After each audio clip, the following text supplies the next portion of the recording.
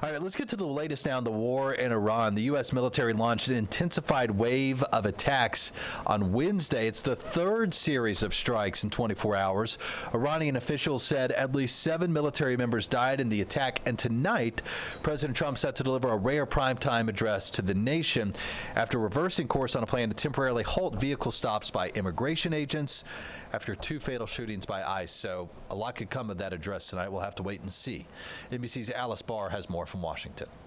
Hi there. President Trump is set to focus in part on the 2020 election in his speech tonight, according to a source familiar, at a time when U.S. strikes expanded into areas around Iran's capital, Tehran, raising new questions for many Americans about the war and its increasing costs.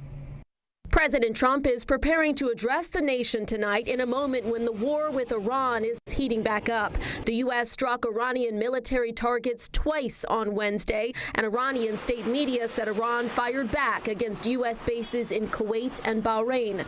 The Pentagon hasn't commented on any potential damage. The president is threatening more devastating attacks to Iranian infrastructure could be coming. They do want to settle. We'll find out whether or not we settle with them or we just finish it off.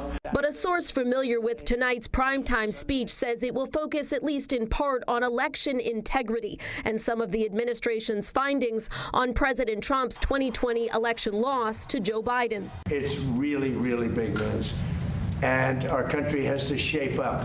5 people familiar with the work tell NBC News a White House task force has gathered information about potential issues, including involving voting machines, though multiple court rulings, audits, and reviews have repeatedly found no evidence of widespread voter fraud.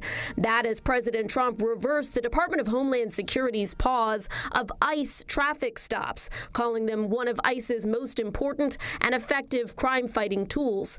The agency had ordered a temporary halt in vehicle stops following fatal shootings by ICE of 2 men in less than a week, neither of whom was the intended target for arrest. The White House border czar said it was always meant to be a short-term pause. Just to make sure that the agents out there on these operations have the vehicle stop training. He argued that training is good and efficient.